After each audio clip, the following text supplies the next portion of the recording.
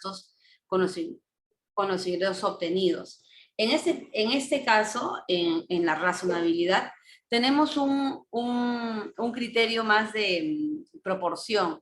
Vale decir, si nosotros vendemos valor en el año de 1 millón de soles, no podemos tener gastos de representación pues por 800.000 soles, ¿no? O sea, no hay una relación, es casi lo que estamos vendiendo. Entonces, tenemos que manejar un criterio de razonabilidad, de proporcionalidad, que también en la medida de que esto sea relacionado al giro de negocio, va a ser aceptado y vamos a tener que ver qué tipo de gasto es, y eso lo vamos a ver más adelante. Y la generalidad es un criterio más cualitativo que está relacionado a los gastos de personal. Gastos de capacitaciones, gastos de representación, o simplemente gastos de viaje, de repente del personal de ventas, gastos de capacitación a los puestos de jefatura o gerencia, que la empresa desea invertir para poder mejorar los procesos, mejorar los rendimientos y los resultados en una empresa. Entonces, todos estos gastos, por ejemplo, tenemos gastos de movilidad, también, ¿no? Que van a tener ciertos límites. Entonces, todos esos gastos van a ser deducibles en la medida de que permitan incrementar las ventas, de que permitan aumentar la utilidad de la empresa, de que permitan el crecimiento sostenido de la empresa, de que esté relacionado con el giro de negocio, ¿no? Si, por ejemplo, nosotros tenemos una empresa que es un restaurante, no podemos tener gastos muy altos, por ejemplo, de maquinaria pesada, ¿no? Porque no es con el giro de negocio. Entonces, todo este tema de razonabilidad, generalidad, va a estar muy relacionado en la medida de que se adapte y sea muy congruente al giro de negocio. Muy bien.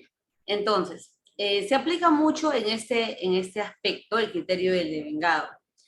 Básicamente, ¿qué es lo que interpreta ese criterio del devengado, ¿no? Que todo lo que nosotros podamos realizar en la empresa siempre se va a tener que obviamente pagar y obviamente tener que registrarlo en la contabilidad. Ahora, básicamente aquí hay algunas razones ajenas al contribuyente. Por ejemplo, ¿qué pasaría si yo no hubiera sido posible reconocer un gasto de tercera categoría oportunamente? O sea, si yo realicé un gasto de viaje y no lo consideré en el periodo que fue el 2021 y lo considero después, ¿no? Entonces, aquí el criterio del devengado básicamente te indica de que todo ingreso, todo gasto se debe reconocer en el periodo en que esto sucede, ¿no? Muy independientemente si tú lo vayas a pagar o cobrar. Entonces, cuando se realicen los gastos, se tiene que registrar en el periodo. ¿Qué pasa, por ejemplo, con las empresas de construcción, ¿no? A veces realizan gastos preoperativos, que es antes de tener los ingresos, antes de la venta, de repente, o una inmobiliaria, ¿no? Antes de vender los departamentos, están haciendo inversiones. Entonces, ahí se debe registrar los gastos, o sea, ellos van a ir arrastrando IGB a favor. Entonces, el criterio del devengado quiere decir que tú registras los gastos en el momento en que sucede, independientemente si lo vas a cobrar o pagar posteriormente, ¿no? Entonces, hay que registrar todo en su debido momento. Por eso, una recomendación para el tema de la declaración anual es que todas las empresas consoliden toda su información del 2021 hasta antes de la declaración anual, ¿no? Y vuelvo a repetir, en este mes y el próximo mes estamos en pleno cierre de declaración anual. Muy bien, tenemos gastos deducibles y no deducibles. Dentro de los gastos deducibles podemos distribuir en dos aspectos, ¿no? Unos los ilimitados y otros los limitados. Gastos ilimitados en la cual SUNAT te va a poder aceptar gastos en mayor cantidad. Primas de seguro, ¿no? Siempre y cuando sean de los trabajadores, los gastos preoperativos iniciales antes del proyecto, de la construcción, cuando haya pérdidas extraordinarias que tenga la empresa, depreciación, la pérdida de valor de los activos fijos, mermas y desmedros, de repente soy una empresa que transporta combustible, petróleo, ¿no? Entonces hay una pérdida de cantidad en el traslado del producto, entonces también hay un tema que se evalúa ahí de merma, ¿no? Y desmedro, que es prácticamente la pérdida de la calidad, o sea, por ejemplo, una librería que tiene libros ya vencidos, empieza un remate, ahí por ejemplo, ¿no? Provisiones y castigos, de repente tengo ahí provisión de vacaciones que no han dispuestos los colaboradores, castigos, de repente por ahí algún juicio, etc., que la empresa no haya ganado, aguinaldos, bonificaciones y gratificaciones y retribuciones también de los trabajadores, y los gastos sustentados con boletas, siempre y cuando sea una persona que esté en el nuevo RUS. Y los gastos limitados son, por ejemplo, la deducción de intereses que la empresa pueda tener, préstamos bancarios o préstamos con terceros, la deducción de intereses, los gastos de movilidad local de los trabajadores, hay un formato de movilidad para deducir los gastos, todo personal que esté en planilla. La remuneración al directorio, siempre y cuando la empresa tenga un directorio, ¿no? Una junta de accionistas, aparte forma un directorio, normalmente los tienen las SA, las SAC, o las SA también. Los gastos de representación, los gastos que yo debo realizar para poder mejorar ventas. Me voy a almorzar con un cliente, me voy a almorzar con un proveedor, con un colaborador, etc. Gastos de representación. Un paseo de integración, gastos de representación. Gastos de viaje, voy de viaje para apertura comercial, para estudio de mercado, voy de viaje para poder de repente capacitar a mis vendedores, etc., ¿no? Entonces, también es deducido como un gasto. Y también hay límites, ¿no? Y ahí tenemos el artículo 27 de la Ley del Impuesto a la Renta, que nos va a establecer los límites. Y los gastos incurridos en vehículos también. Depende del volumen de la cantidad de ventas, se van a establecer cantidad de vehículos limitados para poder establecer los gastos, ya sea de combustible, mantenimiento y demás. Muy bien. Entonces, tenemos también los gastos no deducibles, o sea, ¿qué gastos SUNAT pues no me permite, ¿no? Los no causales, los que están fuera del ámbito causal. Tengo una empresa, vamos a poner el ejemplo de un mini market, y por ahí hay un gasto de una faja reductora, ¿no? Por ahí nos pasó un caso de un cliente, ¿no?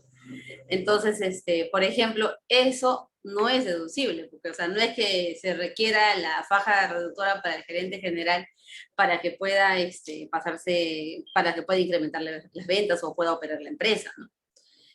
Luego tenemos los gastos no fehacientes, los gastos no acreditados con documentación sucesoria.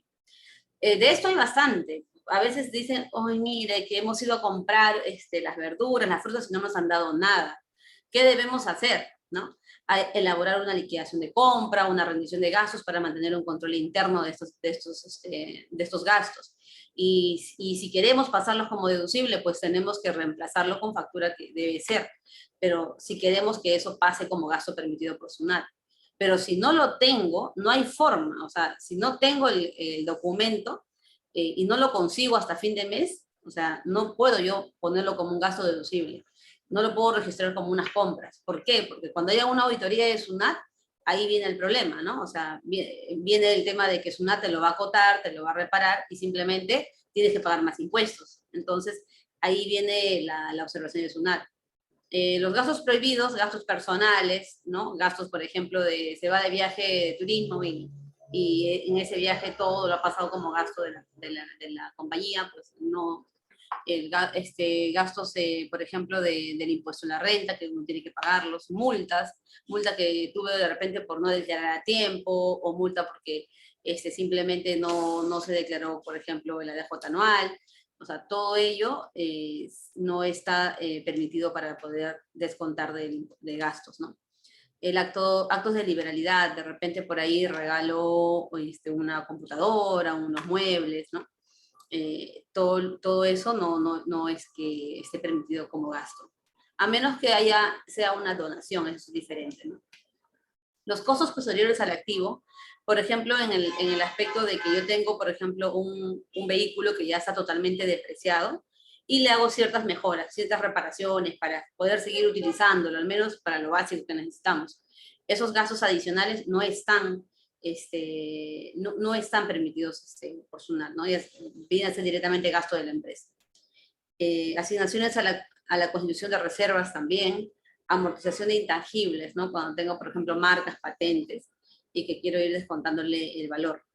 La documentación sustentatoria no cumple con el reglamento de comprobantes de pago. Si tengo un recibo, un papelito que no sustenta el pago, pues no me va a pasar SUNAT como gasto. el IGB, el impuesto, ¿no?, general a las ventas, el IPM, el impuesto selectivo al consumo, todo esto que grave en el retiro de bienes, ya sea que se pague en una empresa de servicio, una empresa de comercio, tampoco. Y el tema, porque ese tema de impuestos se tiene que pagar, ¿no? Se aplica y se paga en el mes.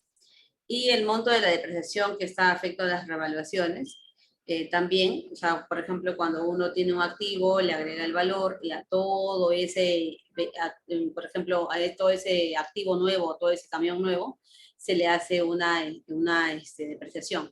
Ya también esos montos, no todo ese monto excedente está permitido como deducible. Muy bien. Entonces tenemos ahora el tema de la bancarización.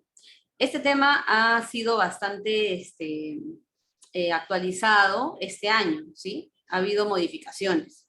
En cuanto a que toda operación, toda transacción de compra, venta que superen los 2.000 soles, a partir de este año, con la ley 313380, tiene que ser por banco, ¿sí? Esto ha sido cambiado recién este año, o sea, es algo fresco, porque hasta el año pasado teníamos el monto de los 3.500 soles.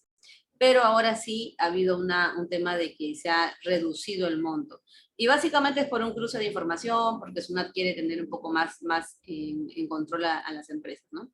Entonces, se usan los medios de pago. Si es que no se paga con dinero, obviamente no hay la obligación, pero siempre y cuando sean montos menores a 2.000. Y si supera este monto, se tiene que hacer por una transferencia bancaria. ¿Y cuáles son los medios fehacientes para sustentar una bancarización? Los depósitos en cuenta, los giros, las transferencias de fondo, órdenes de pago, puedes pagar con tarjetas de débito, tarjetas de crédito. Hoy día hasta los impuestos puedes pagarlos con tarjeta de crédito, ¿no? Los cheques, las remesas, las cartas de crédito. Entonces ya tenemos muchos medios para el tema del pago de impuestos, ¿no? Inclusive uno puede descargar el aplicativo de SUNAT y desde su mismo celular puede hacer los pagos de impuestos. Por ejemplo, nosotros tenemos algunos clientes que realizan de esa manera, ¿no?, sus impuestos. Muy bien. Vamos a ver las reglas generales. O sea, ¿cuáles son las reglas generales que yo debería considerar para ya ir elaborando el cálculo de mi impuesto a la renta, ¿no? Tengo el gasto, ¿sí? El gasto deducible que SUNAT me permite, en base a los criterios de causalidad, razonabilidad, normalidad y generalidad, ¿no?, que son gastos relacionados al giro de negocio.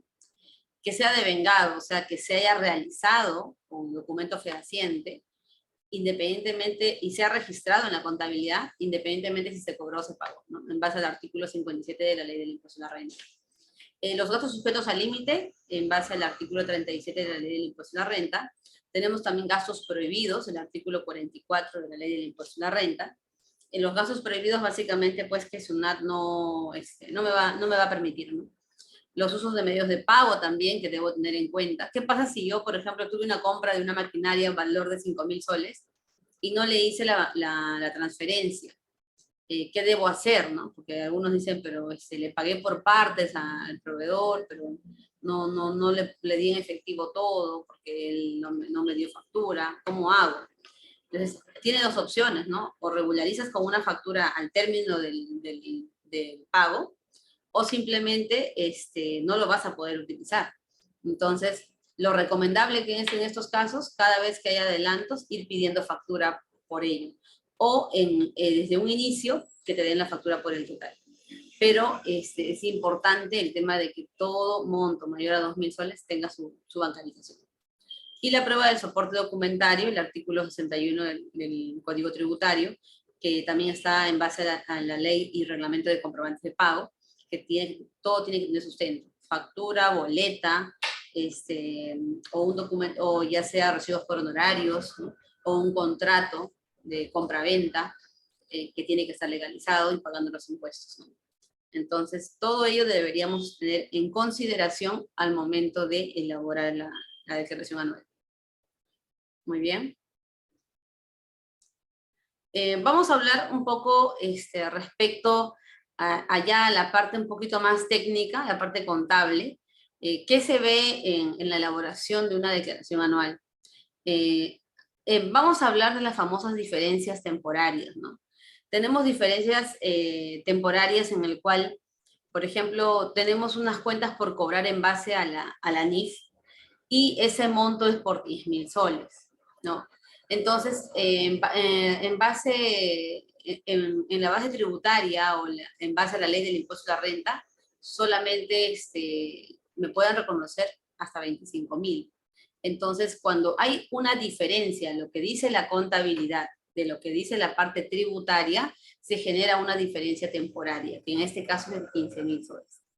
En base a eso se calcula el impuesto diferido, que es el 29.5% de la renta, y en este caso saldría 4.425, ¿no? ¿Qué pasa en existencias también? Mi base contable me dice un monto que es 6.000 soles y mi base tributaria me dice 10.000 soles. Y ustedes dirán, pero ¿por qué Catherine podría darse ese caso? Tomamos un inventario el 31 de diciembre y dice 10.000, o sea, tenemos más mercadería en almacén. Y contablemente, con la facturación y el sistema, se generó solamente 6.000. Entonces, ustedes dirán ahí, ¿y por qué hay esa diferencia? ¿Qué se debería hacer? Lo recomendable es, para que no lleguemos a esas diferencias tan altas, mensualmente ir haciendo los inventarios, mensualmente ir tomando los inventarios en empresas de comercio, por ejemplo. Si son empresas de producción, también tener en su almacén un tema de inventario o una política interna de ello, para evitar esto. Pero si ya estamos en cierre anual y se dio, pues ni hablar, ¿no? Entonces, en este caso tenemos 4.000 soles y el impuesto de renta diferido de 1.180. La maquinaria, 9.000 a 3.000, 9.000 soles en la base contable y en la base tributaria 13.000, la diferencia temporaria es de 4.000, y tenemos un impuesto diferido de 1.180, ¿no? Tenemos vacaciones por 4.000, ahí tenemos, no hay base tributaria, así que 4.000 sería la diferencia temporaria. En provisión por litigio, por algún terreno o algún reclamo que se esté haciendo, de 3.000 soles como base contable, y la diferencia temporaria de 3.000 soles, y el impuesto diferido 885. Maquinarias leasing por 20.000 soles, diferencias temporarias por 20.000 soles y el impuesto diferido por 5.900. Entonces, ¿qué es una diferencia temporaria deducible? Es la diferencia que hay entre la base tributaria y la base contable, y eso me va a dar un activo o pasivo que en el futuro eso me va a otorgar un beneficio tributario ante SUNAT, siempre y cuando yo le esté dando el seguimiento y control de manera anual. Luego tenemos una diferencia temporaria gravable. Esa diferencia temporaria entre la base tributaria y la parte contable, entre un activo y un pasivo, que en el futuro generan mayores pagos tributarios, ¿no? Entonces también tenemos un control de ello, porque también hay empresas que tienen que pagar a futuro más impuestos, ¿no? Y también llevan un control de eso. ¿Por qué en el futuro? O sea, básicamente porque en el futuro los activos generan las diferencias temporarias que se consumirán y los pasivos que generan las diferencias temporarias se realizarán o liquidarán. Básicamente este control es que si yo tengo una diferencia temporaria deducible y yo lo estoy controlando de manera anual, eso me va a permitir un devengo en el año, ¿no? Pero si ya tengo que aplicarlo a futuro, pues tengo que ir controlando de manera anual más estricto, porque tengo que ver si voy a pagar más impuestos o de repente lo acabo en 3 años, 5 años, ¿no? Entonces, en conclusión es que hay que controlar todas estas partidas y en qué montos va cada partida. Para esto, siempre si lo manejamos de manera mensual, las actualizaciones de cuentas por cobrar, cuentas por pagar, existencias, depreciaciones, entonces va a haber un control más estricto. Pero si siempre solamente esperamos a fin de año, 31 de diciembre hacer el inventario, 31 de diciembre hacer un cruce, ahí se torna un poco más las diferencias, ¿no? Por ello es que las empresas grandes normalmente presentan estados financieros de manera mensual. Muy bien, entonces tenemos la identificación del activo y pasivo por el impuesto a la renta diferido. La base contable es mayor a la base tributaria, ¿sí? Y tenemos una diferencia tributaria gravable, lo cual genera el término de pasivo por impuesto diferido. Y la base contable menor a la base tributaria es una diferencia temporaria diferida y que se denomina activo por impuesto diferido. Y en la parte ya del pasivo, ¿sí? se podría decir un poco que es la parte de la base contable mayor a la base tributaria, tenemos una diferencia tributaria diferida, o también denominado activo por impuesto diferido, y la base contable menor a la base tributaria, diferencia tributaria agravable, pasivo por impuesto diferido. Entonces, básicamente, esas diferencias que se generan, vuelvo a repetir, es porque la parte contable difiere de la parte tributaria. Y siempre va a ser así, a veces, porque no necesariamente lo que la gerencia pueda también aprobar en una empresa pueda ser lo que SUNAT te apruebe, ¿no? Por ejemplo, ustedes dicen, se le va a entregar a los vendedores vehículos, y SUNAT solo te aprueba que le des un vehículo al gerente de ventas y no a todos, ahí se va a generar diferencias, ¿no? Entonces, y van a haber así muchas operaciones más que podrían darse. Entonces, no necesariamente la parte contable y tributaria van a ser igualitas en resultados, ¿no? Y es por eso que se genera todo esto. Muy bien. ¿Cómo determinamos el impuesto a la renta? Tenemos ingresos brutos, que es las ventas brutas, sin IGB, el costo computable, que es el costo relacionado directamente a esa venta, y la diferencia de ello me da una renta bruta o utilidad bruta. A eso le deduzco, le resto los gastos deducibles, los gastos permitidos, y la renta bruta menos los gastos me da una renta neta. A ello le adiciono todos los gastos que SUNAT me ha permitido, y le deduzco los gastos que no me ha permitido. Entonces, le resto también las pérdidas tributarias compensables de años anteriores que he tenido. Cuando una empresa ha tenido pérdidas acumuladas, lo registra en esta parte. Y eso me da una renta neta imponible o pérdida. O sea, puedo tener utilidad o puedo tener pérdida. Si tengo utilidad, pago impuesto a la renta. Si tengo pérdida, no pago. Ahora, si yo tengo utilidad, ¿qué porcentaje de impuesto a la renta pago? Depende. Si estás en el régimen MIPE tributario, es el 10%, ¿sí? Hasta 15 UITs, y si superas ese monto, pagas el 29.5%. ¿Qué pasa si estoy en el régimen general? De frente, pagas el 29.5%. Muy bien. A eso le deduzco los créditos, que son los saldos a favor que tengo por el pago de renta anual. Y esa diferencia es el saldo que tengo por regularizar. ¿Qué pasa con las empresas, con las MIPES, ¿no? Las MIPES, empresas grandes. Puede ser que tengan saldo por pagar a SUNAT, por ejemplo. Tuve un impuesto resultante de 1.500 y un crédito de 2.000. Entonces, en este caso tengo la diferencia 200, tengo un saldo a favor. ¿Qué puedo hacer cuando tengo un saldo a favor? Pedir una devolución o aplicar en meses siguientes del otro año. ¿Qué pasa si mi impuesto resultante sale 2.500 y solamente he pagado 1.000 soles? Tengo que pagar a SUNAT 1.500 soles, ¿no?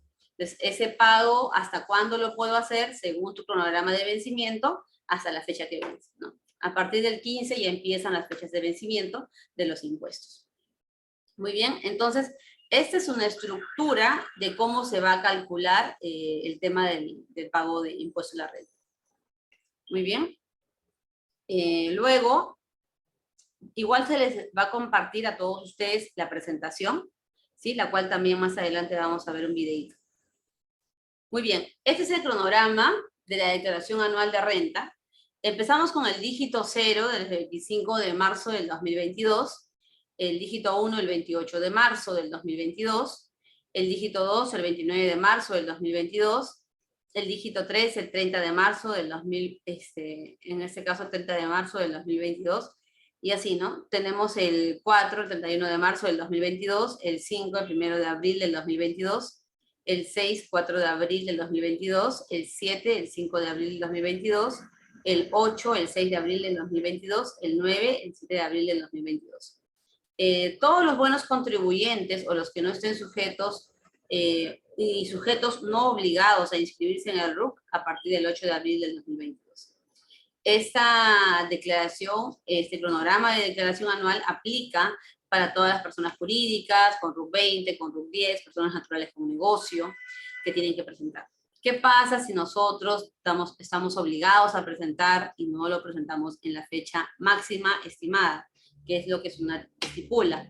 Ahí prácticamente lo que tendríamos que hacer es pagar una multa. Entonces, por eso se recomienda y desde Howard Consulting igual nosotros les recomendamos a todos ustedes y a todos nuestros clientes que es la declaración siempre hacerla con anticipación, para que ustedes también puedan saber cuánto van a pagar de renta, o si en el mejor de los casos tienen saldo a favor, pues puedan aplicarlo.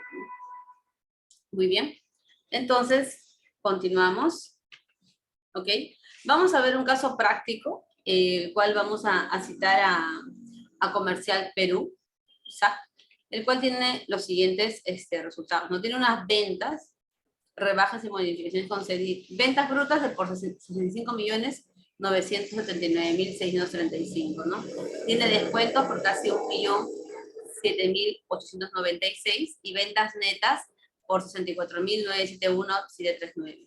Cuando ustedes vayan a ver la declaración anual de impuesto a la renta de SUNAT, van a ver de que ese monto de ventas, en la parte inferior hay una línea de descuento, ¿no? Esos descuentos son las famosas notas de crédito, todo lo que una empresa puede ofrecer al cliente. Y esa diferencia me da las ventas netas, ¿no? Luego tenemos el costo de ventas, ¿no? Los 64 millones menos los 44 millones, tengo una utilidad bruta de casi 20 millones 79.179. Entonces, esa utilidad bruta es el margen del giro de negocio así real, ¿no? El famoso margen bruto se obtiene de esta utilidad. El costo de venta vamos a ver que es todo lo relacionado para que se dé esa venta. Que pueden ser mercaderías, ¿no? Pueden ser personal de producción, es una fábrica, ¿no? Luego tenemos gastos operativos, que son los gastos de ventas y gastos de administración. Los gastos de venta, en este caso, por 3.958.740, y los gastos de administración por 5.987.540. Entonces, esos 20 millones menos todos estos gastos nos da una utilidad de operación de casi 10.132.899.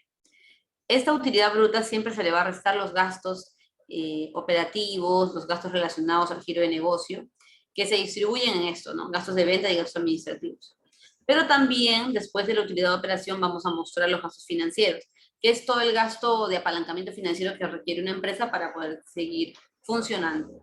Los gastos financieros son todos los intereses, gastos de mantenimiento, ITF, que uno paga, ¿no? O gastos de intereses de préstamos también con terceros.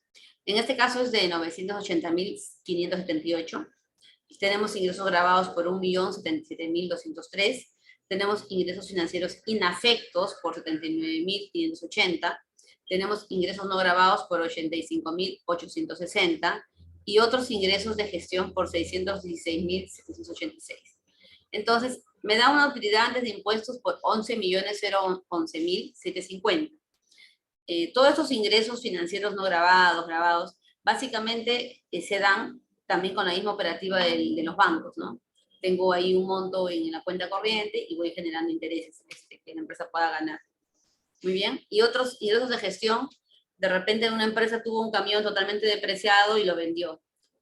Se generó un ingreso. Tuvo un inmueble totalmente ya depreciado y generó un ingreso.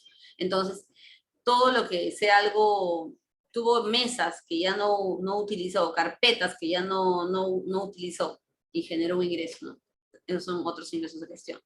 La utilidad es de participación de impuestos, luego de eso vienen las utilidades y el impuesto a la renta.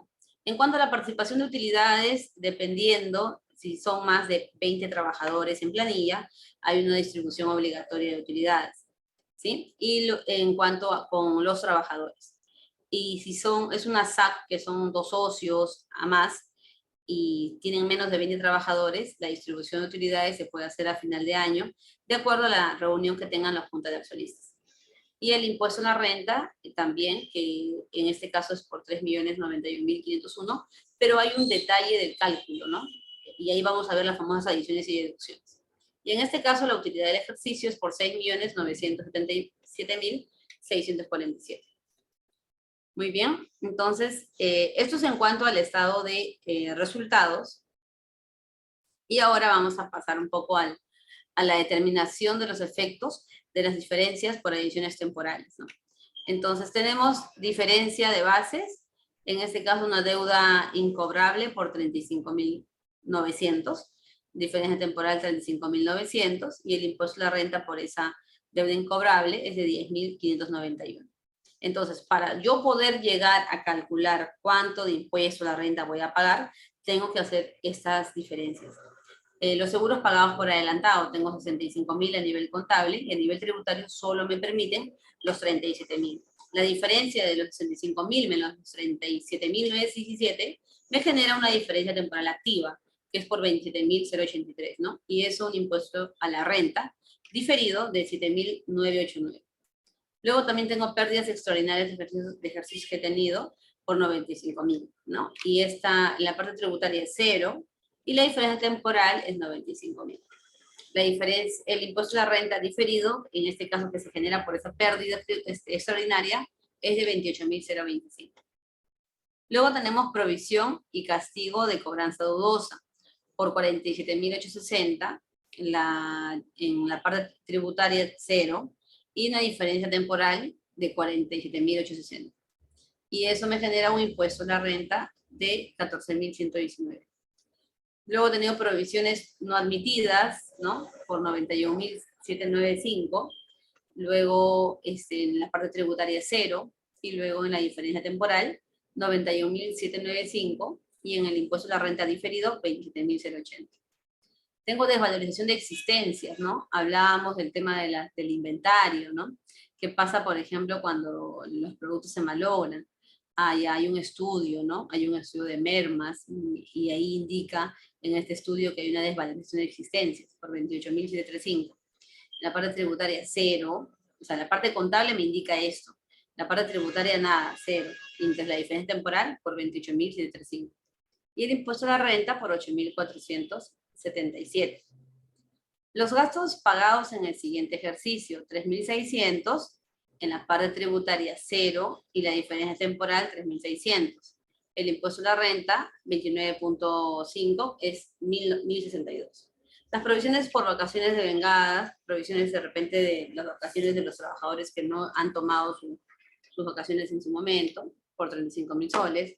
La parte tributaria 0, la diferencia temporal 35.000, y el impuesto a la renta diferido por 10.300. Muy bien, entonces aquí tenemos una determinación de los efectos de las diferencias por deducciones temporales, ¿no? Tenemos en la parte contable, en la deducción acelerada por leasing, tenemos en la parte contable 7.083, y en la parte tributaria por 11.805. Y la diferencia temporal, en este caso la pasiva, sería 4.722, y el impuesto a la renta diferido, 1.393. Entonces, tenemos diferencias temporales activas, tenemos diferencias temporales pasivas, ¿no? Sobre ello, una vez que ya tengamos eso definido, en este caso la diferencia temporal activa es por 364.973, y la diferencia temporal pasiva es por 4.722. Muy bien, entonces hacemos un resumen.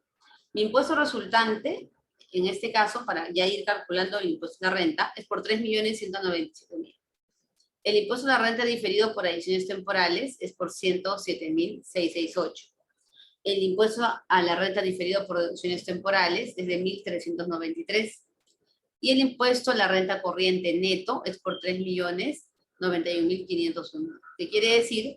Que mi impuesto a la renta que yo debo pagar liberado, ya descontado de todas las adiciones y deducciones, son 3.091.501. Muy bien, entonces, en este caso, para yo poder tener una utilidad antes de participaciones de impuestos, debería conocer, debería tener en cuenta, ¿no? Los siguientes detalles, ¿no? Por ejemplo, si tengo la utilidad antes de participaciones de impuestos por 11.011.750, tengo adiciones por 1.115.352, menos las deducciones, que son 344.582, me da una renta neta de 11.782.520. Y si a eso le deduzco las utilidades, que es el 8% de los trabajadores, el 8% del total de la renta neta, me sale 942.608. Esa renta neta imponible, que es 10.839.918, sobre ello es que la empresa tiene una utilidad de renta neta. Ahora, para la liquidación del impuesto a la renta, ¿cómo es que se calcula? El 29.5% sobre esa renta neta imponible, que son los 10.839.918, y me da 3.197.776. Y luego los pagos a cuenta que he tenido de 1.085.000 y tengo un saldo a favor de 2 millones. O sea, prácticamente de lo que yo tenía que pagar de impuesto a la renta, menos mis pagos a cuenta me ayudaron, porque descontaron, y solamente debo pagar 2.112.165. Entonces, ese es mi saldo a favor por utilizar en este caso, ¿no? Entonces, aquí, más adelante vamos a ir viendo este estado de situación financiera, que un poco es el famoso balance general, que lo conocemos, ¿no? El estado de situación financiera. Y tengo los saldos ahí de cada cuenta contable, ¿no? Entonces, vamos a un poco, ustedes ya como más o menos ya la mayoría conocen la estructura del balance general, vamos a ir viendo simplemente los saldos para ir a ver un videíto respecto a cómo elaborar el tema de la declaración anual.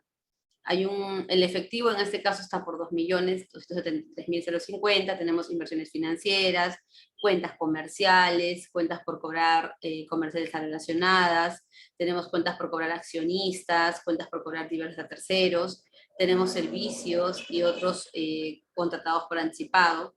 Entonces, todas estas cuentas son las que se van a mostrar en un balance general o también denominado estado de situación financiera, ¿no? Tenemos mercaderías, tenemos inmueble, maquinaria y equipo, tenemos tributos, tenemos capital social, capital adicional. Entonces, en este caso, si yo tengo un balance de comprobación, que es lo que yo debo necesitar terminar cerrado para poder proceder a mi declaración anual, en este caso, ¿qué debería coincidir? Todo mi activo debería ser igual a mi pasivo más mi patrimonio. Entonces, en este caso, mi total activo, ¿cuánto suma en esa empresa? 61.580.025. Mi total pasivo, ¿cuánto suma? 61.580.025. Entonces, cuadra. Una vez que cuadre estas dos columnas del activo igual a pasivo y patrimonio, me voy a los asientos posteriores al balance, los famosos asientos de ajuste. Entonces, en mi debe, ¿cuánto tengo en este caso? ¿No? 4.141.771. Y en mi haber debo tener lo mismo. Los asientos de ajuste, tanto en el debe como en el haber, deberían sumar lo mismo. Y luego de ello tengo mi balance final, que son los saldos finales, ¿no? En este caso, el 31 de diciembre de 2017, toda la información que tengo de los activos y los pasivos ya ajustados. ¿Cuánto tengo en el total activo? 61.687.693 y en el pasivo también. Entonces, el balance de comprobación es el resumen de todas las cuentas y sumo en un lado los activos y en otro lado los pasivos, que debería totalizar lo mismo, más los asientos de ajuste, y eso me dan los saldos finales. Yo debería tener todo este balance de comprobación antes de realizar mi declaración anual de impuesto a la renta. Muy bien. Entonces, luego de ello, hay asientos contables posteriores al estado de situación, ¿no? Por ejemplo, en el tema de la participación de utilidades, ¿no? Si va a haber distribución de utilidades, ¿cómo lo registro? Muy bien, entonces esos asientos de cierre, por ejemplo, la 62, que son gastos de personal contra la 41, ¿no? Por 942.602, cuando haya una distribución de utilidades a los trabajadores. Eso también se tiene que distribuir en gastos administrativos, gastos de venta, porque todo el personal o la planilla de todo el personal está distribuida en esas áreas, ¿no? Administración y ventas. 94, 95 y el otro son 79. En la cuenta 79 es cargas imputables a cuentas de costo. Entonces, los gastos administrativos y los gastos de venta, en este caso 50-50, 471.301 y el total 942.602. Luego tenemos el tema del impuesto, los asientos de cierre ya del impuesto a la renta, asientos de determinación de resultado del ejercicio, y lo mismo de asientos de determinación del resultado del ejercicio, que ya son asientos de cierre en el cual se hacen posterior al tema del balance de comprobación. Muy bien. Vamos a ir dando algunas recomendaciones y luego vamos a ir viendo un videito. Muy bien, en las recomendaciones, ¿cuál es la recomendación que se puede dar en una declaración para la elaboración correcta de una declaración anual? Primero hay que analizar bien las cuentas de ingresos y gastos que se están trabajando, a fin de que se cumpla con el principio del devengado, de que todo se haya registrado en el periodo. y que cumpla con los principios, ¿no? de causalidad, de normalidad. Luego, conciliar las bases de pago a cuenta versus la renta anual. O sea, cuánto he hecho de pagos a cuenta en el año en cuanto al impuesto a la renta y cuánto debo pagar a fin de año. Se debe analizar y evitar y dejar la contabilidad con depósitos pendientes por identificar. De repente hubo transferencias sin sustento, pues hay que conciliar, hay que sustentar todo antes de presentar la declaración anual, antes de presentar la renta anual, porque si no se va a tornar un problema. Se debe llevar un control adecuado de las vacaciones pendientes de pago al personal, identificar el periodo y por persona. También es importante tener un cuadro de control de vacaciones por cada persona que está en planilla. Calcular los intereses presuntos que se tengan de cuentas por cobrar al personal cuando hay préstamos al personal. Porque también a veces hay empresas, y bueno, ahora en pandemia, ¿no? Ha habido situaciones en las que se ha realizado unos préstamos al personal, ¿no? Luego también calcular el límite de valor de mercado de las remuneraciones del personal. Esto básicamente ya es como un estudio a nivel incluso de recursos humanos, hay que tener en cuenta el comparativo, el símil con la competencia o empresas de rubro similar, cómo están en cuanto a remuneración de personal también, ¿no? Muy bien. Luego, otras recomendaciones, determinar si existen ingresos pendientes de provisional y que han sido efectivamente realizados, ¿no? También hay que ver las provisiones que se hagan en el periodo. O sea, si yo quiero provisionar algo para el 2021, que recién se va a terminar en el 2022, pues lo tengo que hacer hasta antes del cierre de mi declaración anual. También revisar y controlar las provisiones realizadas a fin de año, a fin de cualquier omisión de algún tributo, medir los gastos límites de forma mensual y no esperar a fin de año, ¿no? Llámese gastos de representación, gastos de movilidad, ¿sí? Gastos de viaje, o sea, hay que tener todo de preferencia de manera mensual. Verificar la existencia de los gastos y efectos de distribución indirecta de la renta del 5%, también. Revisar el pago de impuestos, de renta de segunda, cuarta, quinta categoría. Tenemos dietas a los directores, tenemos pago de honorarios, tenemos renta de cuarta, que de repente no hizo la suspensión, si hizo la suspensión hay que estar al tanto con eso. La quinta categoría, las personas que están en planilla, el tema de la renta de quinta, el cálculo de la quinta proyectado, cuando hay personas que ganan más a 2.500 soles. Revisar la condición de contribuyentes en SUNAT de todos nuestros proveedores, y revisar los cargos por depreciación, ¿no? De acuerdo al control de vida útil por mes y por año. Entonces, tener en control mensual, y por eso es que algunas empresas toman la política inclusive de tener estados financieros mensuales, porque te controla mejor todo, ¿no? Desde activos fijos, existencias. Entonces, la idea es tener un mejor control de la empresa y de esa manera pues ir monitoreando todo para que a fin de año ya todo llegue más exacto, más preciso, más ligero y con conocimiento a tiempo del pago a realizar en cuanto a renta. Y recomendaciones de acción: realizar el inventario físico, ¿sí? De existencias, de activos fijos, equipos, hacer un arqueo de caja de manera mensual, semanal, dependiendo del giro de negocio. En algunas empresas como el rubro de comercio es diario, a fin de que no haya anticipos o entregas a rendir entre otros casos. Mantener actualizados los libros contables de carácter tributario, ¿no? Considerando los temas de atrasos.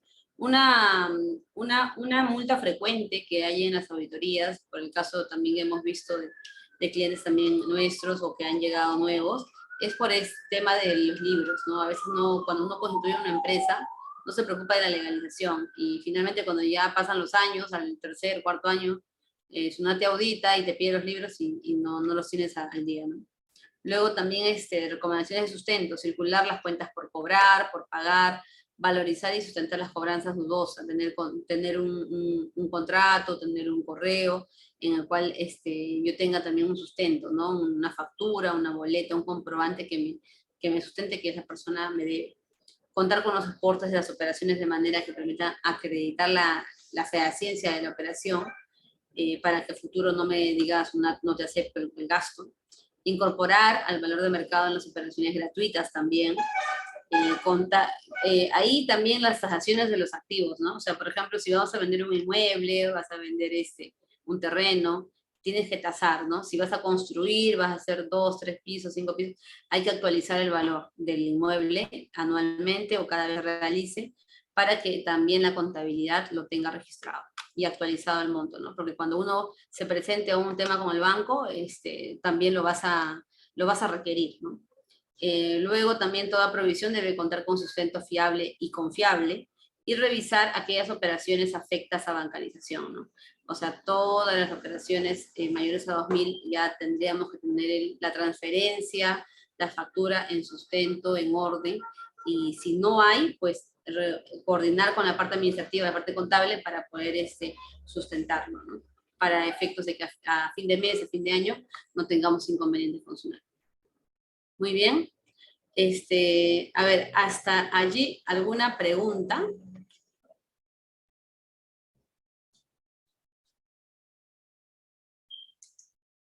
A ver, hasta allí, ¿alguna pregunta? También de eso agregar de que al final del seminario se va a realizar lo que es preguntas finales con respecto a todo lo que ha dictado la magistra Catherine. Así que si es que por el momento no tienen preguntas, tienen oportunidad hasta finalizar el seminario para poder ir pensando y formular alguna pregunta que tengan, alguna cuestión sobre un tema que se ha tocado el día de hoy. Muy bien. Miren, vamos a, si hasta aquí no hay preguntas, vamos a pasar un video, ¿sí? Que he estado revisando y me parece bastante compilado en cuanto al proceso de declaración de la DJ anual en SUNAT actualmente, ¿no? Porque sabemos que las versiones de SUNAT y las páginas han ido cambiando y cambiando, así que es conveniente tener el paso a paso. Entonces, voy a poner el video ahorita en línea, ¿sí? Y después de este video, si hubieran preguntas, con total confianza puedan realizarlo. Sé que es un tema bastante denso, es un tema que da, pues, hay cursos de esto, o sea, 3 fechas, 4 fechas, porque es bien amplio, ¿no? Estamos tratando de compilarlo todo esto en la hora y media que aquí nos han dado en la oficina, pero la idea es que las dudas que ustedes puedan tener, no hay ningún problema, las vamos a poder atender. Muy bien, entonces voy a mostrar el video y por favor les quisiera pedir a todos que me respondan en el chat si pueden escuchar. A ver, espérenme, vamos a ver acá.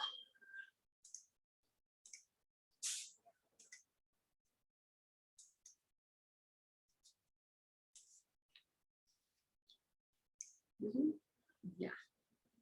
A ver, un favor, nos responden por el chat, a ver si se escucha bien, por favor, ¿sí? Si se escucha bien el audio. Hola a todos, queridos amigos, ¿cómo están? Esperando que se encuentren muy bien. Bienvenidos a su canal Tributo y Consulta. En este video quiero explicarte a cómo presentar la declaración jurada anual del año 2021 a SUNAT. Bien, esta declaración jurada anual está próximo a vencer a partir de marzo del 2022, así que sería bueno que lo hagas con tiempo para que te evites de cualquier contingencia que pueda pasar a última hora, ¿ok? Lo primero que tenemos que hacer es ubicarnos aquí donde dice operaciones en línea y rápidamente nos vamos a ir a esta opción en donde dice empresas. Bien, aquí van a ingresar todas las personas que han generado rentas de tercera categoría como contribuyentes del régimen general o del régimen MIPE tributario, ya sea que sean como personas jurídicas o como personas naturales con negocio. Quienes no están obligados a presentar la declaración jurada anual son aquellos contribuyentes que están afiliados al nuevo RUS o al régimen especial. Ellos no presentan declaración jurada anual. Sin embargo, si se cambiaron de régimen, por ejemplo, vamos a suponer que estaban en el RUS, pero en algún mes del 2021 se cambiaron al régimen MIPE o general, ahí sí están obligados a presentar la declaración jurada anual. Y de igual manera, si estaban en el régimen especial y se cambiaron a uno de estos dos regímenes, también están en la obligación de presentar la declaración jurada anual. Bien, en el caso de las personas que generan rentas de primera, segunda, cuarta y o quinta, estas personas recién van a poder hacer su declaración a partir del 14 de febrero a través del formulario virtual 0709. Bien, este video lo que voy a explicar es para las empresas o las personas que generan negocio, que en este caso se va a declarar a través del formulario virtual 0710. Si deseas contribuir de manera voluntaria, aquí te dejo nuestro PLIN y YAPE para que hagas tu donativo en caso desees apoyar al contenido de este canal. Bien, continuamos. Ten en cuenta que para que tú puedas presentar esta declaración jurada anual, previamente has tenido que elaborar tus estados financieros. Sin haber elaborado tus estados financieros no vas a poder cumplir con hacer esta declaración jurada anual. Te comento que yo he creado un pequeño programita en Excel que justamente su fin es elaborar estados financieros para presentar justamente la declaración jurada anual. Este programita consta en llenar estas pestañas de ventas, compras, la planilla, los recibos por honorarios pagados, los ingresos, egresos, los movimientos de activo fijo, nuestro costo de venta y toda la información que cada empresa tenga, ¿no? Una vez que tú llenes toda esta información, se genera un balance de comprobación de manera automática y los dos estados financieros que se necesita para cumplir con hacer la declaración jurada anual. En este caso, el estado de situación financiera y el estado de resultados, ¿no? Entonces, con este programita yo te voy a enseñar cómo voy a llenar mi declaración jurada anual, cómo me guío de lo que yo ya elaboré mis estados financieros de manera automática. Así que si estás interesado, puedes escribirnos al correo o al WhatsApp que está apareciendo en el video. Y también te voy a dejar el link del video que preparé en la cual te explico cómo se llena y cómo se maneja este programita para que en caso si estés interesado puedas adquirirlo. Bien, entonces continuamos con la declaración jurada anual. Me quedé aquí. Entonces, te explico. ¿Cuál de estas dos opciones tú vas a ingresar para hacer tu declaración jurada anual? En este caso, la gran mayoría de empresas le corresponde el formulario virtual 710 simplificado y a un pequeño grupo le corresponde, en este caso, la versión completa. Si tus ingresos, por ejemplo, superaron 1.700 UIT, estás en la obligación de presentar, en este caso, el formulario virtual 710, pero la versión completa. O si quizás estás en cualquiera de estos supuestos, si gozas de beneficios tributarios, si presentaste precios de transferencia, si estás obligado a presentar balance de comprobación. Recordemos que los que están obligados a presentar balance de comprobación son los que tienen un ingreso mayor a 1.700 UITs, que en este caso es cuando superan 7.480.000 soles de ingreso. ¿Bien? O si tú estás en cualquiera de estos supuestos, también estás en la obligación ya de hacer, en este caso, el formulario virtual de la versión completa. En este caso, a mí me corresponde presentar la versión simplificada, así que voy a ingresar aquí y voy a ingresar rápidamente con mi RUC, usuario y clave. ¿Ves? Bien.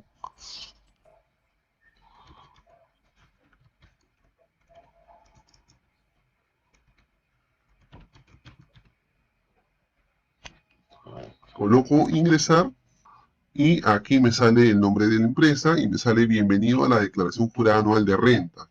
Lo primero que hago es básicamente ingresar aquí en donde dice renta anual para empresas.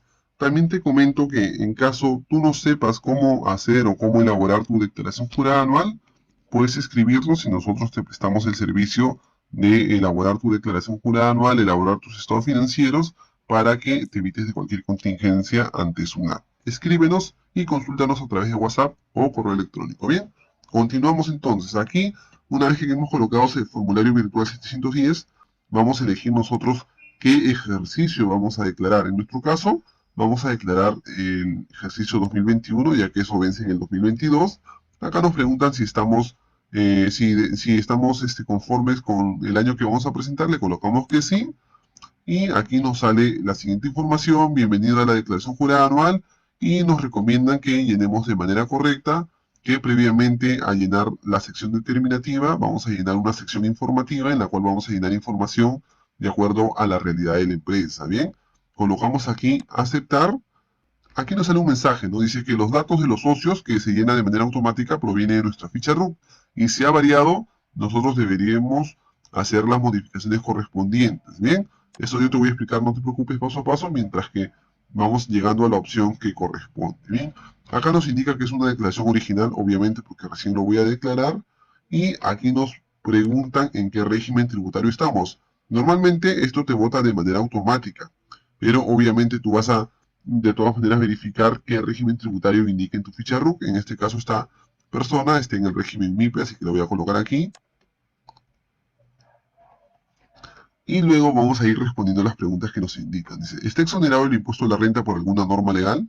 No, entonces colocamos aquí. Normalmente las asociaciones están exoneradas, ¿no? De acuerdo a lo establecido en el artículo 19 de la ley del impuesto a la renta, así que yo coloco que no. ¿Está inafecto al impuesto a la renta por alguna normativa legal? No, tampoco no estamos inafectos. Nosotros somos una empresa que sí generamos, en este caso generamos utilidad, por eso que no estamos inafectos ni exonerados.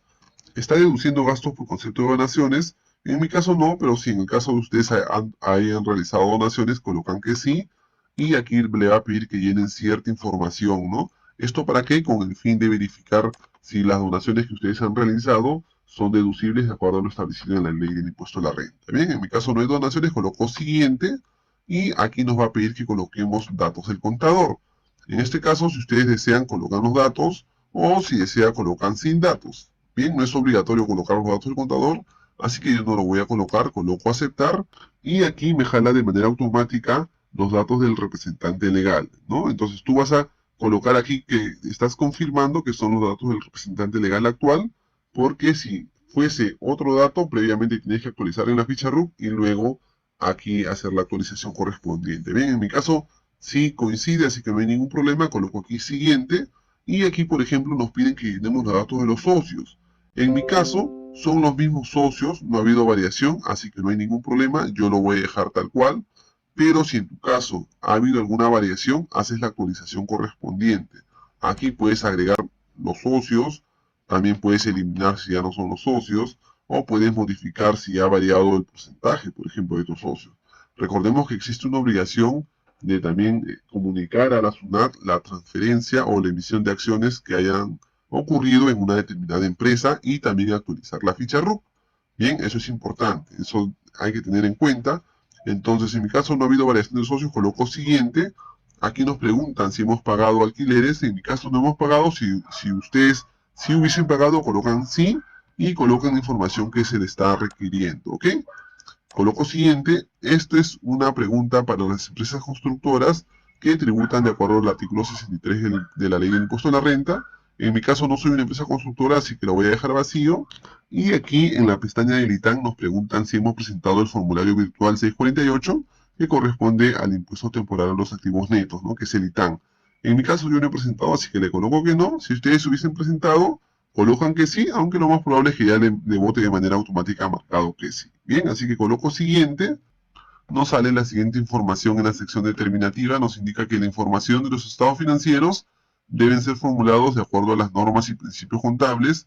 Los ajustes para la determinación de la base tributaria deben ser consignados en la casilla de adiciones y deducciones. Colocamos aceptar. Obviamente, nosotros tenemos que llenar esta información de acuerdo a la información contable que nosotros tengamos, de acuerdo a las normas contables que manejamos, ¿no? ¿Por qué? Porque la determinación tributaria, eso se maneja a partir de las adiciones, que son los reparos que uno va a colocar en caso corresponda cuando tengamos gastos que no están alineados a lo establecido en la ley del impuesto de la renta, porque quizás no cumplen ciertos requisitos, así que eso lo vamos a colocar en adiciones y en deducciones también en caso corresponda. Bien, vamos a llenar entonces aquí. Yo tengo mi estado de situación financiera en este programita que les indiqué. Aquí está, ya está lleno de manera correcta, como ustedes pueden verificar. Esto se ha generado con el programita que les comenté. Así que voy a empezar a llenar. Bien, ¿qué tenemos aquí? Tenemos en efectivo y equivalente efectivo 423.589, así que voy a colocar aquí 423.589. Perfecto. En cuentas por cobrar diversas tengo 11.800. Aquí está. Cuentas por cobrar diversas terceros, 11.800. ¿Qué más tenemos por aquí? A ver, vamos a verificar. Vamos a ver, aquí nos vamos a, en este caso, activo fijo, propiedades, plantas y equipos por 188.200. Acá me olvidaba, activos diferidos, 13.922. Voy a buscar aquí donde están mis activos diferidos. Aquí está activos diferidos. Voy a colocar cuánto es. 13.922. Perfecto, vamos bien hasta ahorita. Y en propiedades, planta y equipo, que es el activo fijo, 188.200. Acá, 188.200. Y en la depreciación de esas plantas, propiedades y equipos, en este caso es 45.678. 45.678. Perfecto, ¿no? Vamos viendo que estamos llenando de manera correcta. Ya acabamos de llenar nuestra columna de activo, de acuerdo a la información que tenemos, obviamente. Y luego de eso voy a colocar aquí donde dice siguiente. Ahora vamos a empezar a llenar la siguiente columna, que es la columna del pasivo y del patrimonio. En pasivo tenemos tributos por pagar por 9.865. Entonces acá coloco 9.865 y ya está. Remuneraciones por pagar por 70.448. Acá está.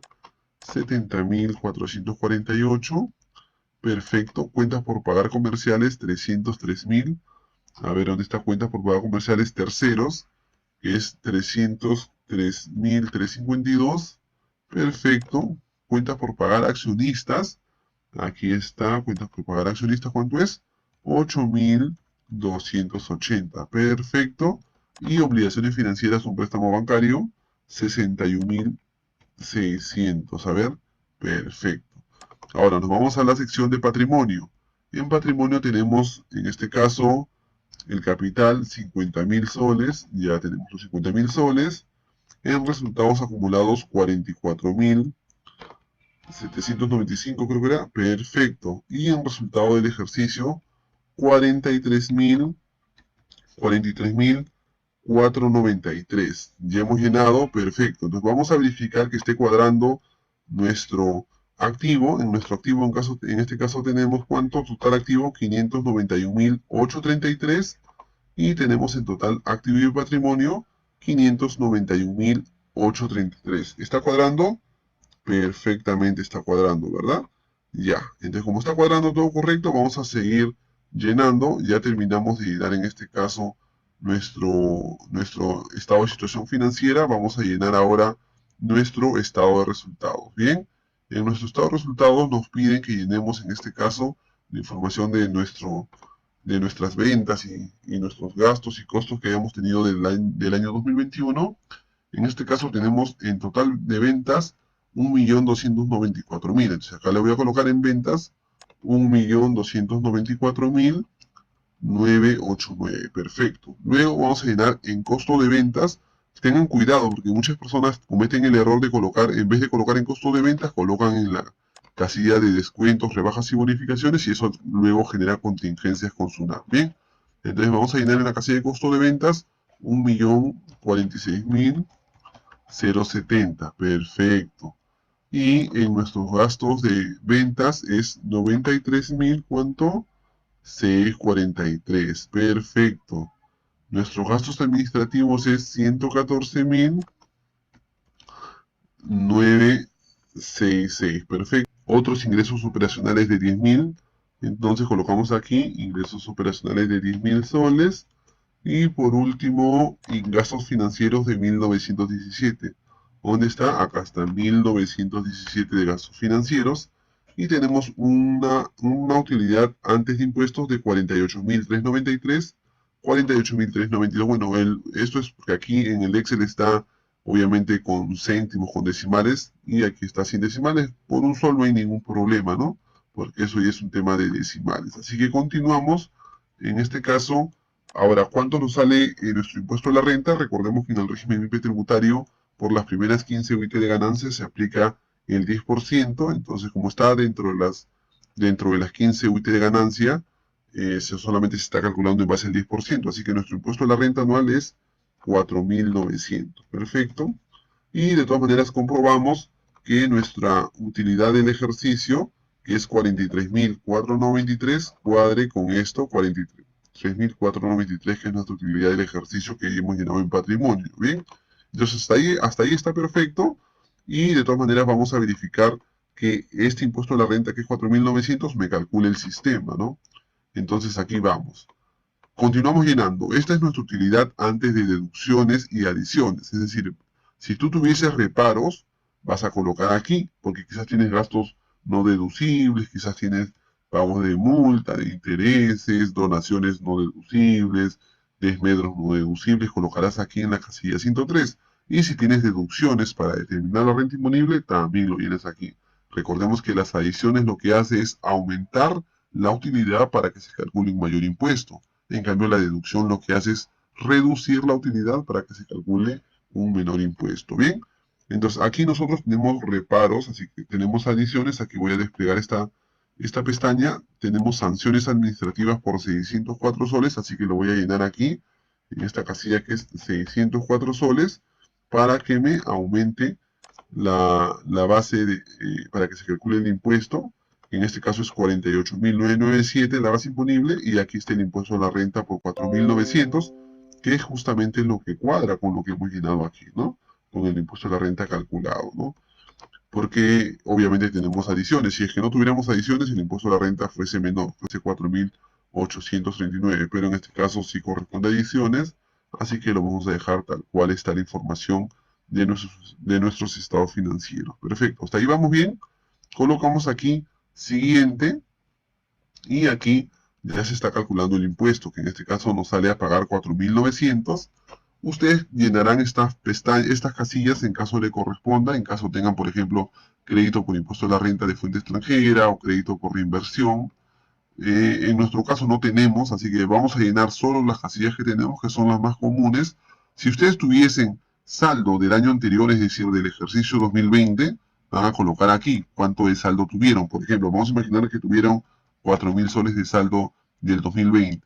Si es que no arrastraron nada en el 2021, esos 4.000 quedará como un saldo a su favor para la determinación de la renta anual del 2021, ¿no? Pero si de esos 4.000 quizás aplicaron 2.500 para el 2021, y quizás para el 2022 aplicaron solamente 1.000 soles, un ejemplo, todavía le está quedando 500 como saldo para que apliquen en la renta anual. O también puede ser el caso de que quizás tenían los 4.000 y los 4.000 lo agotaron en el mismo ejercicio 2021, porque quizás se les agotó en octubre, vamos a imaginar, ¿no? Entonces ya no hay saldo a aplicar, ¿no? Porque lo agotaron totalmente. Bien, en mi caso no tengo saldo de ese año, así que yo lo voy a dejar vacío, sin ningún problema. Y aquí voy a llenar mis pagos a cuentas mensuales. Voy a ingresar aquí. Normalmente ya te carga de manera automática los pagos a cuenta, ya que SUNAT lo que hace es verificar tus pagos y llenar este recuadro. Pero si no te lo ha llenado SUNAT, tú lo llenas de manera manual. Aquí en mi programita yo tengo ya mi cuadro de mis pagos a cuentas, así que voy a proceder a llenar. Por ejemplo, lo de febrero, lo de enero pagué en febrero, que es 904, así que me voy aquí y voy a llenar aquí, ¿no? En el mes pagado. Lo pagué en febrero, ¿cuánto? 904, perfecto. En lo de febrero pagué en marzo 755, acá voy a colocar 755, y así sucesivamente voy a llenar de manera rápida todos los meses, ¿ok? Voy a llenar de manera rápida todos los meses.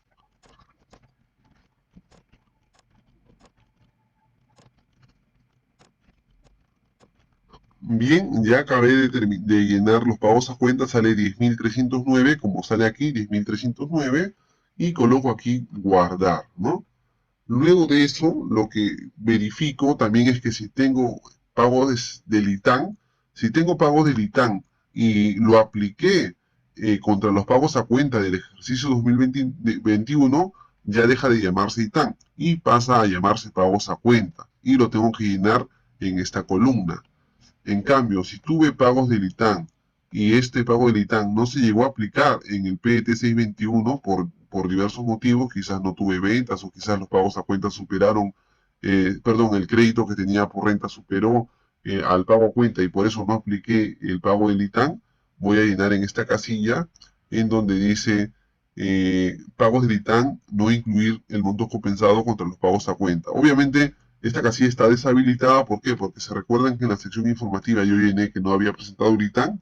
Si hubiera colocado que sí, se me activaba y aquí yo tendría que llenar en este caso los pagos de ITAN que no se aplicaron contra el PET 621 para que me sirva o para aplicar en este ejercicio contra la renta anual o para pedir la devolución en caso me sobre un importe de como saldo no aplicado. Recordemos que el saldo no aplicado del ITAN sí o sí tienes que pedir la devolución.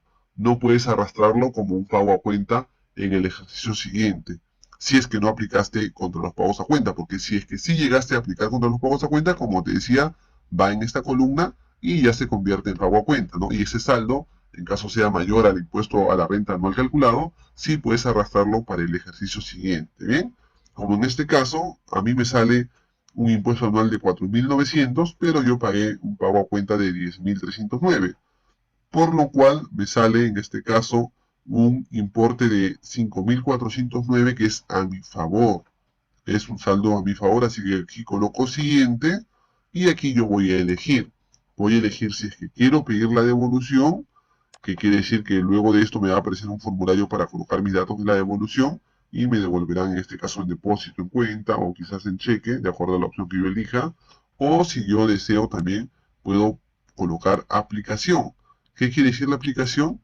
En este caso podré aplicar, que en este caso lo que me corresponde es aplicar contra los futuros pagos a cuenta del ejercicio 2022, en caso yo elija aplicación. Entonces yo coloco aquí 0, yo voy a escoger aplicación, no quiero sal, no quiero devolución, quiero aplicar contra mis pagos a cuentas futuros, así que coloco aquí 0, luego coloco validar, y acá el sistema si me sale el siguiente mensaje que dice, usted puede presentar y pagar, coloco aceptar y coloco presentar y pagar.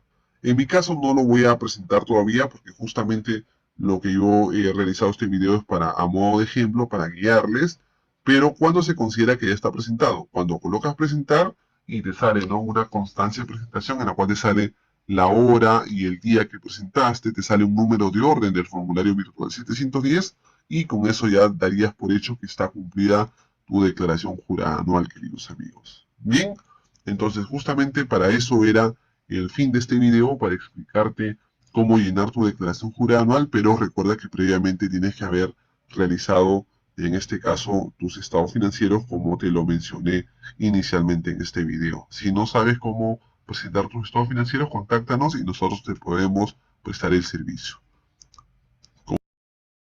Conmigo entonces.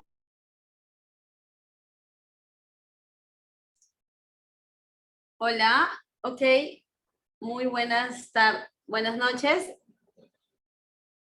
A ver, ¿qué tal? ¿Qué tal les pareció el video?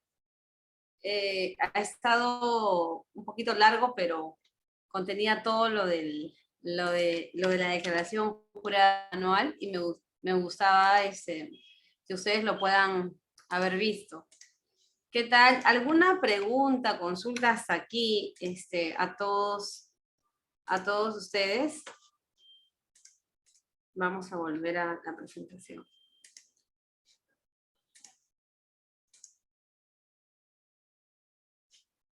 A ver.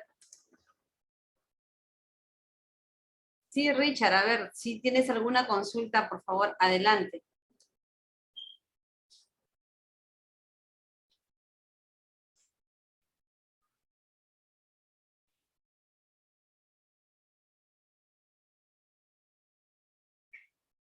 Ok.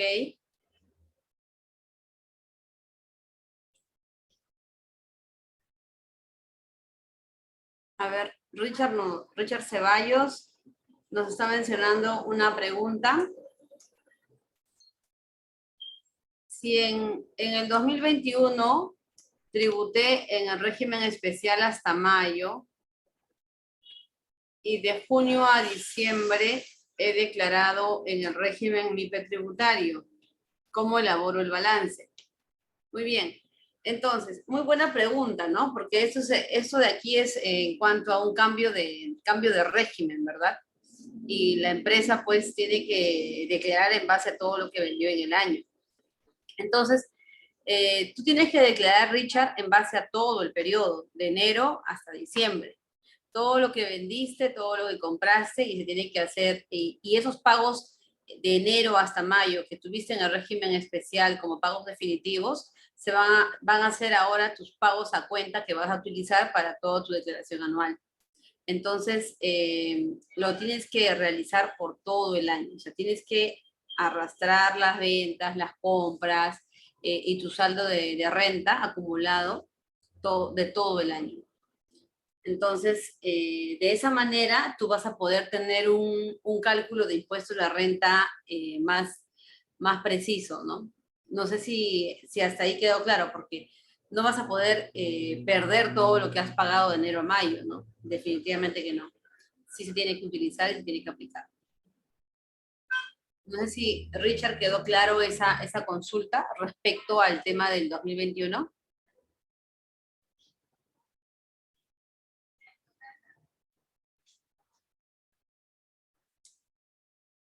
Ok, muy bien. No sé si hasta ahí tenemos alguna consulta más, duda respecto al tema de impuesto a la renta, declaración anual. Siéntanse libres de poder preguntar cualquier consulta relacionada a este tema, ¿sí? Sé que es un tema bastante contable, bastante técnico, pero también pueden haber consultas a nivel general, no hay ningún problema. ¿Tenemos algunas consultas o dudas de parte del público oyente actualmente? ¿Alguna consulta o duda más?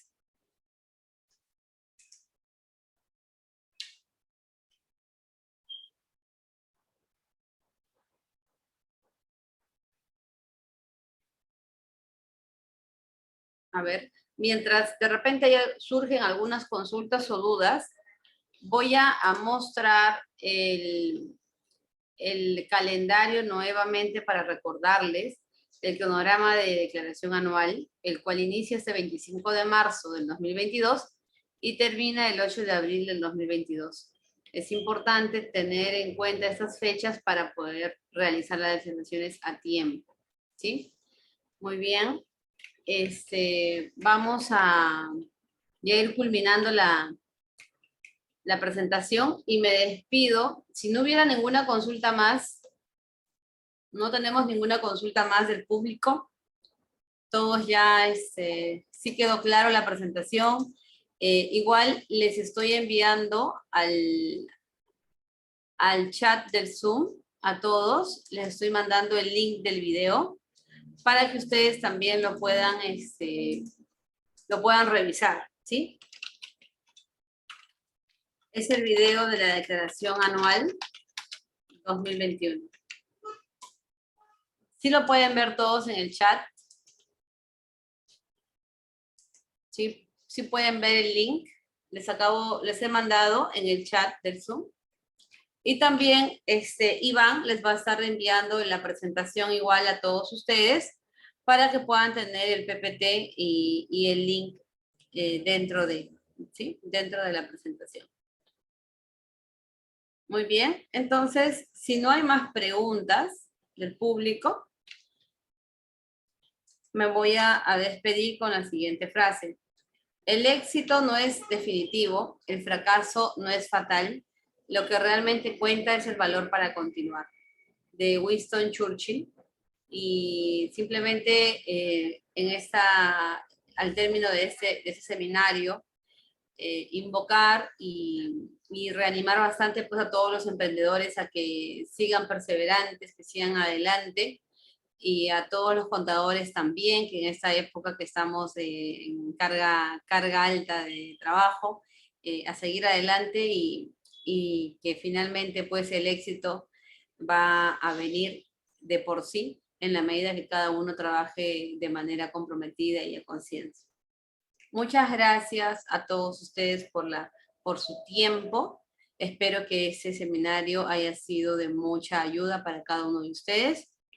Y me despido también enviándole algunos de los datos de la empresa. Ahí tienen los correos. Mi correo es el de kawaiwa@hogarconsulting. Y también tenemos el correo de capacitaciones @hogarconsulting.pe. Y quien está a cargo ahí, la señorita Leslie Saavedra, conjuntamente con Iván. Muy bien, muchas gracias a todos por su tiempo. Y con eso terminaríamos la presentación. Sí, comentarles también de que al final del seminario les va a aparecer lo que es una encuesta para que puedan indicarnos su nivel de satisfacción que tendrían con respecto al seminario, al tema hablado. Y nada, muchas gracias por el tiempo, gracias Magíster por la ponencia el día de hoy. Y nada, que tengan buenas noches con todos. Ok, hasta luego, muy buenas noches.